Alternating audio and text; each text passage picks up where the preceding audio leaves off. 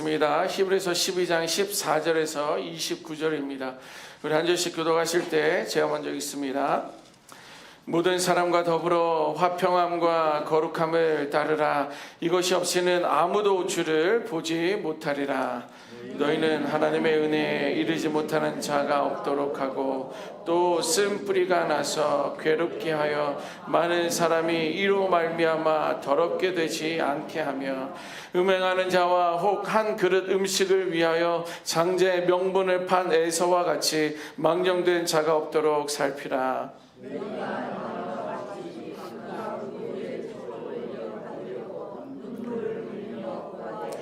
버림바가 되어 회개할 기회를 얻지 못하였느니라. 너희는 만질 수 있고 불이 붙는 산과 침침함과 흑암과 폭풍과 나팔 소리와 말하는 소리가 있는 곳에 이른 것이 아니라 그 소리를 듣는 자들은 더 말씀하지 아니하시기를 구하였으니 이는 짐승이라도 그 산에 들어가면 돌로 침을 당하리라 하신 명령을 그들이 견디지 못함이라.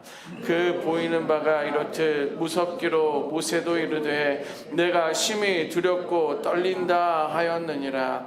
그러나 너희가 이른 곳은 시온산과 살아계신 하나님의 도성인 하늘의 예루살렘과 천만 천사와 하늘에 기록된 장자들의 모임과 교회와 만민의 심판자이신 하나님과 및 온전하게 된 의인의 영들과 새 언약의 중보자이신 예수와 및 아벨의 피보다 더 나은 것을 말하는 뿌린 피니라.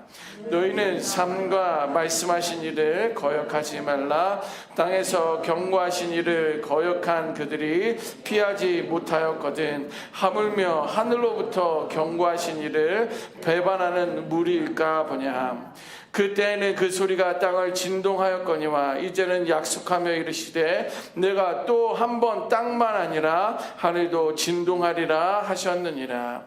이 또한 한 번이라 하심은 진동하지 아니한 것을 영원하게 하기 위하여 진동할 것들 곧 만드신 것들이 변동될 것을 나타내심이라. 그러므로 우리가 흔들리지 않는 나라를 받았은즉 은혜를 받자. 이로 말미암아 경건함과 두려움으로 하나님을 기쁘시게 섬길지니 우리 하나님은 소면하는 불이심이라. 아멘.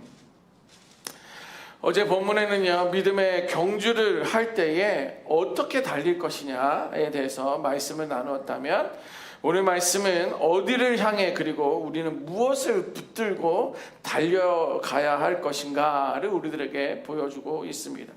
자세하게 보면요, 12장 14절에서 17절은 거룩과 화평을 추구하라 우리에게 말씀해 주고 있습니다. 거룩과 화평이라는 것은요, 선택이 아니에요. 거룩을 선택하고 내가 화평을 선택하는 이러한 선택이 아니라 그것은 하나님을 볼 수 있는 유일한 길이 거룩과 화평이에요. 여러분들 하나님을 보고 싶습니까? 그러면 삶 가운데 거룩을 지키고 화평할 때에 그 하나님을 보게 될 줄 믿습니다. 우리는요, 흔히 거룩에 대해서 말할 때 종교적인 의식이나 도덕적 수준 정도로만 우리가 생각하는 경우들이 있습니다. 그러나 성경에서 거룩은요, 단순히 우리가 깨끗하게 사는 것이 아니라 하나님께 속해 있는 상태를 말하는 거예요. 내가 거룩하고 성숙하면 우리는 하나님께 속해 있는 거예요. 하나님께 속해 있는 자들이 그 하나님을 볼 수 있다라는 거예요. 그래서 하나님께 속한 자는요, 그분의 성품을 닮아가는 거예요. 내가 거룩하니 하나님 안에 거하고 내가 화평하니 하나님 앞에 거하기 때문에 우리는 그 하나님의 성품을 닮아갈 수밖에 없다라는 거예요. 하나님이 거룩하니 우리 모두도 거룩해야 합니다. 그리고 거룩은요, 화평과 연결되어 있어요. 거룩한 사람이 화평하지 않을 수 없고요, 화평한 자가 거룩하지 않을 수 없이 이 거룩과 화평은 두 날개와 함께 있어서 날 수 있다는 거예요. 그래서 거룩하지 않은 상태에서 화평하려고 하면, 다시 한번, 내가 거룩하지 않은 상태에서 화평하려고 하면 타협이 되는 거예요. 예를 들면 이렇습니다. 옳지 않은 것을 보고도 문제 삼지 않고 그냥 넘어가면 그것은 타협이 되는 거예요. 또 화평하지 않은 상태에서 거룩만을 추구하게 되면 교만해지는 거예요. 예를 들면 그들은 남을 정죄하며 스스로 높다라고 이렇게 생각하기 때문입니다. 그러므로 화평과 거룩은요, 각각 올바른 상태에서 만나야지만이 진짜 의미가 그 안에 담겨져 있습니다. 잘못된 마음 상태에서 추구하다 보면 부정적인 결과만을 나타내기 때문입니다. 이어서 이제 에서의 이야기를 성경은 소개하고 있습니다. 에서는요, 하나님의 장자의 명분보다 당장의 배고픔을 해결해 줄 팥죽 한 그릇을 선택하게 됩니다. 이것이 바로 거룩을 팔아버리는 거예요. 하나님의 은혜가 주는 영원한 가치보다도 눈앞에 유익을 더 크게 여기는 그 마음이 거룩을 팔아버리는 행위입니다. 여러분들, 오늘 여러분들은 어떻습니까? 잠시의 이익 때문에, 감정의 만족 때문에, 세상의 인정함 때문에 하나님의 부르심과 약속을 헐값에 넘기고 있지는 않은지 우리의 삶을 돌아보기를 원합니다. 에서는요, 에서의 팥죽 그 한 그릇 때문에 인생을 팔았지만 우리는 더 하찮은 것들 때문에 거룩과 화평을 놓칠 때가 있다라는 거예요. 성경은 단호하게 말하고 있습니다. 하나님의 은혜 안에서 멀어지지 말라는 거예요. 우리가 그 안에서 멀어지는 순간, 떨어지는 순간 거룩은요, 빛을 잃어버리고 화평은 깨어지게 되어 있습니다. 그것은요, 하나님의 은혜 안에서 우리는요, 거룩함을 또 화평함을 누릴 수 있다라는 거예요. 이렇게 거룩과 화평은요, 우리의 선택이 아닙니다. 오늘 한번 거룩해 봐야지, 오늘 한번 화평하기를 원한다, 이러한 선택이 아니라 생존의 조건이라는 거예요. 우리는 포도나무에 가지가 되어서 단단하게 붙어야 있어야 될 것에 대해서 말하지 않았습니까? 이 거룩함을 지켜내야 되는 거예요. 또 우리의 화평함을 지켜내야 하는 거예요. 이렇게 거룩과 화평이 없이는 하나님을 볼 수 없다라고 오늘 본문은 명확하게 말하고 있습니다. 이어서 12장 18절에서 24절은요, 신의 산과 시온산을 두 산을 대조하고 있습니다. 히브리서 기자는요, 두 산을 우리 앞에 놓아주고 있습니다. 너희들은 신의 산에 있느냐 시온산에 있느냐 말해주고 있어요.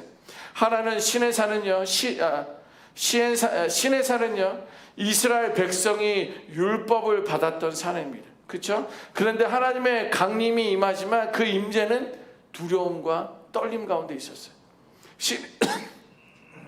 신의 산 높은 가운데 산 전체가 불타오르고 짙은 흑암이 두려웠고 나팔 소리와 하나님의 음성이 진동할 때 백성들은요, 그 신의 산으로 가까이 가지 못했다라고 성경은 말해주고 있습니다. 모세조차도 오늘 본문에 보니까 내가 심히 두렵고 떨린다라고 말하고 있어요. 그 정도로 신의 산은요, 우리에게 하나님의 거룩함과 또 그 앞에 설 수 없는 인간의 죄성을 선명하게 드러내고 있어요. 그러나 성경은요, 우리가 있어야 할 곳은 신의 산이 아니라 시온산이다라고 말해주고 있습니다. 그러면 시온산은 무엇입니까? 두려움이 아니라 기쁨과 환영의 자리로 우리들에게 소개하고 있습니다. 시온산은요, 하늘의 예루살렘이로, 또 살아계신 하나님의 도성으로, 또 천천만민의 천사들이 모인 축제의 장이 바로 시온산이다 라고 말하고 있습니다. 이 시온산은 무슨 산입니까? 예수님의 피로 열려진 그런 산입니다. 피가 무엇입니까? 아벨의 피는요, 복수를 불러내게 됐어요. 그러나 예수님의 피는요, 용서와 화해를 만들어냈습니다. 신의 산은 하나님께서 가까이 오지 마라, 이곳은 거룩한 곳이니 라고 말했던 곳이 신의 산은 아닙니까? 너의 신을 벗어라 라고 말했던 곳이 신의 산 아닙니까? 그러나 시온산은 뭐예요? 예수님을 인하여 예수의 보혈의 피로 말미암아 담대히 나오라 라고 말합니다. 신의 산은 가까이 오지 마라, 시온산은 예수로 인해서 담대히 나오라, 이렇게 우리를 부르고 있습니다. 그럼 여러분들은 어느 산 앞에 서 있습니까? 하나님의 두려움 때문에 하나님 앞에 나아가지 못하는 그러한 신의 산 앞에 서 있습니까? 아니면 예수의 피로 말미암아 담대히 나아갈 수 있는 시온산 앞에 서 있습니다. 시내산처럼 하나님 앞에 설 자신이 없어 멀찍이 서서 두려움에 떨고 계시는지, 아니면 시온산처럼 예수의 피를 의지함으로 담대히 나아가는지, 내가 어디에 서 있는지를 진단해 보면 좋겠습니다. 여러분, 신앙생활은요, 매 순간마다 이 두 개의 산 중에 하나를 선택하는 일. 하나님께서 우리를 두려움이 아닌 은혜의 자리로 부르셨기 때문입니다.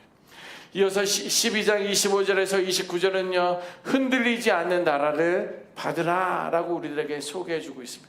오늘 보면 25절에 보면 말씀하신 일을 거역하지 말라, 이런 말씀으로 시작하고 있어요. 광야에서 이스라엘 백성들은요, 시내산에서 주어진 그 율법을, 하나님의 음성을 거절합니다. 약속을 지켜라, 너희와 함께 하겠다, 너를 복되게 하겠다 라는 그러한 약속에 하나님의 음성을 거절합니다. 결국 그들은 어떻게 됐어요? 하나님의 심판을 받게 됩니다.